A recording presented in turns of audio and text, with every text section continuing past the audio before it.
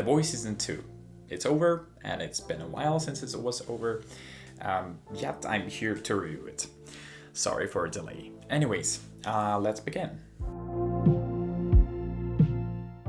So, my review is going to be very short, very simplistic. I'm going to be talking about the differences between Season 1 and Season 2, my favorite moments or favorite things that happened in Season 2, as well as my expectations and hopes for Season 3.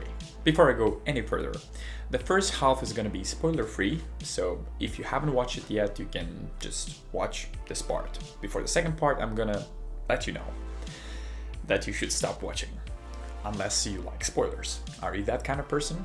Let me know down in the comments. Do spoilers bother you? So the first thing, plot. It was incredible. It was interesting, it was exciting. I wouldn't say that everything that happened was unexpected. Some moments were, of course, shocking, as everything with The Boys. Some were a little bit predictable, just a little bit. The development of the story continues where it was left off in Season 1. I think there is a slight difference here with Season 2. I kind of found it less humorous. Don't get me wrong, there were jokes, there were a lot of them actually, but compared to Season 1, I don't know, I felt like Season 1 was a little bit lighter. In Season 2 you were just, oh my god, what's gonna happen now? Who is gonna die? And yeah, I think it just, a little bit humor would be better, just a little bit more. Anyways, soundtrack is incredible. Every single song they use, every single score was incredible. Personally, I love it. Same as in Season 1, here is the same story. So just because of that, you could watch it, I would say. Yeah, visual effects, it's stunning. I would say it's on par with Marvel movies in a way. Of course, the budget is different, the style is different, but just one comparison, the Stormfront, she has powers similar to Thor. That's not a big spoiler, I hope. And you could compare those scenes with Thor, where we can see Stormfront using her lighting powers. And I would say, visually, it's almost identical. The cast is almost the same, however, we have some extra characters this season. Actually, that's not a lot. And every single one of them, I love them. Seriously, everyone, it was good acting, definitely. Both for major actors and small ones, even extras, everything was on spot. As I mentioned, the humor part, it's a little bit less here.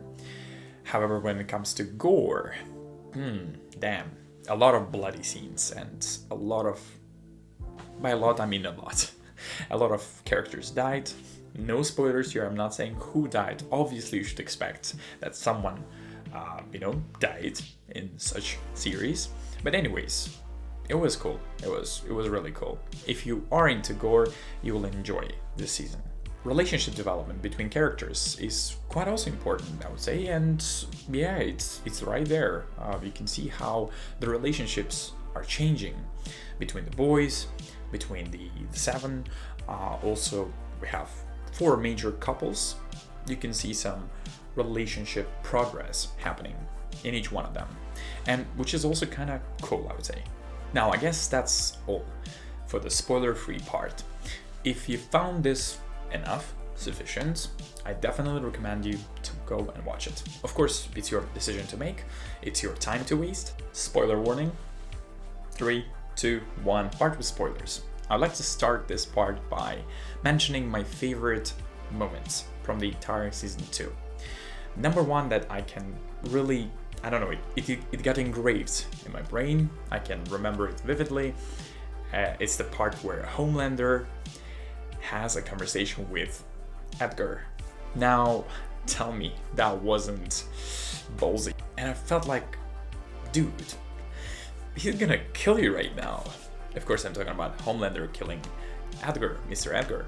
And then, when I saw his confident face, the way he interacted with Homelander, he kind of, I'm not sure if they're going to do it in the future. What if he has some superpower? My next favorite part, it's actually not one moment, but a couple of them, where the boys are kinda against Huey. And it is my favorite because I kind of felt sad, and I don't know, it was unfair towards Huey. After everything he has done for the boys, when they punched him or tried to punch him, it felt like, dude, come on, he's the best. He did all of that for you, even though sometimes his actions are a little bit stupid or naive, but still, come on, he's Huey. How can you touch him? He's untouchable, right? Tell me about it in the comments. What do you think? Did the boys, cross the line at times when they were like super aggressive with the Huey? With Huey? Of course, I can't exclude the scenes with Black Noir. They are my favorites as well, and every time we see this guy on the screen, it's fun. He doesn't say any words. However, he just makes you feel something. I don't know if it's acting or his suit, probably the suit. Now, I was of course shocked when he was simply put down by allergies. That was hilarious. And Maeve knows stuff, yeah. Every scene where we can see interaction between Frenchie and Kimiko, it just adds some cuteness. I don't know, this couple is my favorite. From all of the couples in this entire franchise or TV series, Frenchie and Kimiko. I hope they're gonna be even closer. We could see that at the end of the season 2 they were kind of bonding, they were very close. I hope it's gonna, continue. This one is a weird one, but I still kind of enjoyed this part between Homelander and his doppelganger. So the shapeshifter. It was weird as hell. I would say it's even weirder than Homelander drinking his favorite breast milk. Damn, that was those moments. They were kind of, and the killing part where he kills himself, basically, kind of proving himself that he's a grown-up boy. He doesn't need anyone. That was cool. Girl power scene. That was done really well. Now, if you compare that to what Endgame tried to do, when I was watching Endgame in the theater and I saw this girl kind of power scene, I didn't feel power. Just felt like they tried to, kind of, I don't know, just do it for the sake of doing it. Whereas here, I didn't feel awkwardness. I felt chills when they started beating the Stormfront. That was so sweet. Amazing scene. The hat popping scene. Oh my god.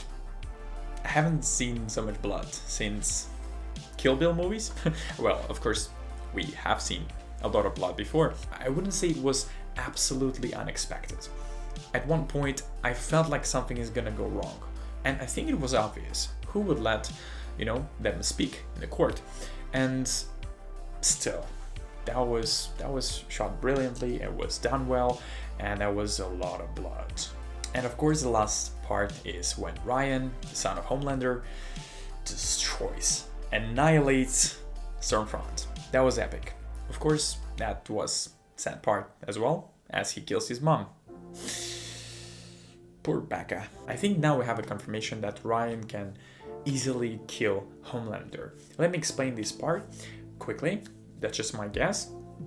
When Homelander tried to basically, use his laser beams on Stormfront, she felt okay. Yes, we could see it burn, but it felt like he was using his power. Maybe not 100%, but still. Now Ryan doesn't know how to use his powers. Of course, maybe we can say that he overused his, laser vision. But what if it was him not even trying? Just imagine that. What if he doesn't know how to use his full power yet? Or because he's young, he's not fully developed yet, but he's already that strong that he basically sliced the Stormfront. My expectations and hopes for season 3. Of course, I want to have a little bit more fun scenes, with a little bit more humor, and yes, seriousnness is important, but sometimes from this type of TV series, you kind of expect, a light, fun feeling. Of course, there should be high stakes, otherwise there is less meaning, yeah? But still, humor is important. That's what actually attracted me in the first place when I started watching season 1. It was fun. A lot of humor, a lot of jokes. Some of them are dirty, but it's still fun. As far as you know, the soldier boy is joining next season, and he's played by super handsome, hands down, Jensen Ackles. Ackles? Sorry if my pronunciation is wrong. Anyways, incredible actor, and I think he would do a great job. Now, his character is similar to Captain America, but as far as I know, he was basically kind of first prototype for super soldiers, let's say, or super beings, yeah, like Homelander. And yeah, I'm not sure if his powers are going to be as great as Homelander's, but since they didn't stop, since, you know, the VOT hasn't stopped producing or improving the formula, that means probably he's way much weaker than Homelander. And let's see how it goes. I hope they're gonna show him and he's gonna be a cool character. This is just my guess, but I feel like Mr. Edgar has some superpowers, and I just would like him to be even more powerful than Homelander. That would be so great. I know that will be a cliche, or it's gonna be too simple for the plot, but think about it. What if Edgar, Mr. Edgar, could do all of that, you know, could control the world, but he just wants to make money. That's why he has a Homelander to do all of his dirty work for him. My another expectation for season 3 is that I want, of course, to see more powers, different power types, maybe power levels, and that would be so incredible to see someone who is stronger than Homelander other than Ryan. Once again, I think Ryan is stronger than Homelander. As you probably know from the comics, the boys actually use Compound V. I would definitely like to see Butcher using Compound V and then maybe, you know, smashing Homelander for everything he has done to him. That would be cool. You know, maybe he didn't use the full dose, you know, and he kind of loses power in the mid of the fight and he has to run away. That would be cool. Or maybe he decides to not kill him when he can, you know, that would be cliche.